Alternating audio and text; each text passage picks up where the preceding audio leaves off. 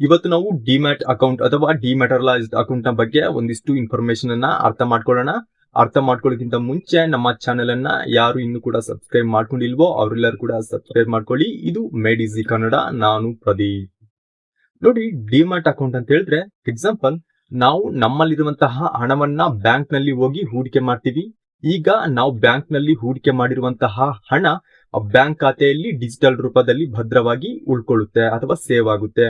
So ಇದೇ ರೀತಿಯಾಗಿ ನಾವು ಸ್ಟಾಕ್ ಮಾರ್ಕೆಟ್ ಅಲ್ಲಿ ಯಾವ್ದಾದ್ರು ಒಂದು ಬಾಂಡ್ಸ್ ಆಗಿರಬಹುದು ಅಥವಾ ಸೆಕ್ಯೂರಿಟೀಸ್ ಆಗಿರಬಹುದು, ETF ಆಗಿರಬಹುದು ಅಥವಾ ಷೇರುಗಳನ್ನ ಖರೀದಿ ಮಾಡ್ತಿದ್ವಿ ಅಂತ ಹೇಳಿದ್ರೆ ಈ ಷೇರುಗಳು ಒಂದು ಖಾತೆಯಲ್ಲಿ ಡಿಜಿಟಲ್ ರೂಪದಲ್ಲಿ ಉಳ್ಕೊಳ್ಳುತ್ತೆ. ಆ ಖಾತೆಗೆ ನಾವು ಡಿಮ್ಯಾಟ್ ಅಥವಾ ಡಿಮ್ಯಾಟರಲೈಸ್ಡ್ ಅಕೌಂಟ್ ಅಂತ ಹೇಳ್ಬಿಟ್ಟು ಕರಿತೀವಿ. ಎಕ್ಸಾಂಪಲ್, ನಾನು ರಿಲಯನ್ಸ್ ನ ಯಾವ್ದೋ ಒಂದು ಷೇರುವನ್ನ 100 ರೂಪಾಯಿಗೆ ಖರೀದಿ ಮಾಡಿದೀನಿ ಅಂತ ಹೇಳ್ಬಿಟ್ಟು ಅರ್ಥ ಮಾಡ್ಕೊಳ್ಳೋಣ. ಇಲ್ಲಿ ನಾನು 100 ರೂಪಾಯಿಗೆ ಖರೀದಿ ಮಾಡಿದೀನಿ ಅಂತ ಹೇಳಿದ್ರೆ ನನ್ನಲ್ಲಿರುವಂತಹ 100 ರೂಪಾಯಿಯನ್ನ ನಾನು ಆ ಒಂದು ಷೇರುವಿನ ಮೇಲೆ ಹೂಡಿಕೆ ಮಾಡಿದೀನಿ ಅಂತ ಹೇಳ್ಬಿಟ್ಟು ಅರ್ಥ ಆಗುತ್ತೆ. ಈಗ ನಾನು ಹೂಡಿಕೆ ಮಾಡಿರುವಂತಹ 100 ರೂಪಾಯಿ ಒಂದು ಖಾತೆಯಲ್ಲಿ ಡಿಜಿಟಲ್ ರೂಪದಲ್ಲಿ ಸೇವ್ ಆಗುತ್ತೆ. ಆ ಖಾತೆಗೆ ನಾವು ಡಿಮ್ಯಾಟ್ ಅಕೌಂಟ್ ಅಥವಾ ಡಿಮ್ಯಾಟರಲೈಸ್ಡ್ ಅಕೌಂಟ್ ಅಂತ ಹೇಳ್ಬಿಟ್ಟು ಕರಿತೀವಿ. ಆದ್ರೆ ಇಲ್ಲಿ ನಾವು ಬಹುಮುಖ್ಯವಾಗಿ trading account and demat account ಇರುವಂತಹ ವ್ಯತ್ಯಾಸವನ್ನ ಅರ್ಥ ಮಾಡ್ಕೋಬೇಕಾಗುತ್ತೆ. ಇಲ್ಲಿ ಟ್ರೇಡಿಂಗ್ ಅಕೌಂಟ್ ಅಂತ ಹೇಳಿದ್ರೆ ಷೇರುಗಳನ್ನ ಖರೀದಿ ಮತ್ತು ಮಾರಾಟ ಮಾಡುವಂತಹ ಒಂದು ಖಾತೆ ಆಗಿರುತ್ತೆ. ಎಕ್ಸಾಂಪಲ್, ನಾನು ರಿಲಯನ್ಸ್ ನ ಒಂದು ಷೇರುವನ್ನ 5,000 ರೂಪಾಯಿಗೆ ಖರೀದಿ ಮಾಡ್ತೀನಿ. ಇಲ್ಲಿ ನಾನು 5,000 ರೂಪಾಯಿಗೆ ಒಂದು ಷೇರುವನ್ನ ಖರೀದಿ ಮಾಡ್ತೀನಿ ಅಲ್ವಾ, ಈ ಪ್ರೊಸೆಸ್ ಅನ್ನ ನಾವು ಟ್ರೇಡಿಂಗ್ ಅಕೌಂಟ್ ಅಂತ ಹೇಳ್ಬಿಟ್ಟು ಕರಿತೀವಿ. ಈಗ 5,000 ಡೆಬಿಟ್ ಅಥವಾ ಕಡಿತದ ಸಂದೇಶ ನನ್ನ ಬ್ಯಾಂಕ್ ಖಾತೆಗೆ ಹೋಗುತ್ತೆ. ಈಗ ನಮ್ಮ ಬ್ಯಾಂಕ್ ನವರು ಏನ್ ಮಾಡ್ತಾರೆ, 5,000ವನ್ನ ಡೆಬಿಟ್ ಮಾಡ್ತಾರೆ.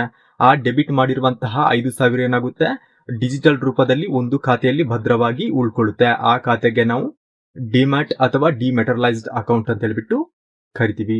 ಸೊ ಈಗ ಅರ್ಥ ಮಾಡ್ಕೊಂಡಿದ್ದೀರಾ ಟ್ರೇಡಿಂಗ್ ಖಾತೆ ಅಂದ್ರೇನು ಅಂಡ್ ಡಿಮ್ಯಾಟ್ ಖಾತೆ ಅಂದ್ರೇನು ಅಂತ. ಈ ಎಲ್ಲ ಇನ್ಫಾರ್ಮೇಶನ್ ಅನ್ನ ನೀವು ಪ್ರಾಕ್ಟಿಕಲ್ ಆಗಿ ಅರ್ಥ ಮಾಡ್ಕೋಬೇಕು ಅಂತ ಹೇಳಿದ್ರೆ ಡಿಮ್ಯಾಟ್ ಅಕೌಂಟ್ ಅನ್ನ ಕ್ರಿಯೇಟ್ ಮಾಡ್ಕೊಂಡ್ರೆ ಒಳ್ಳೇದು, ಆಯ್ತಾ.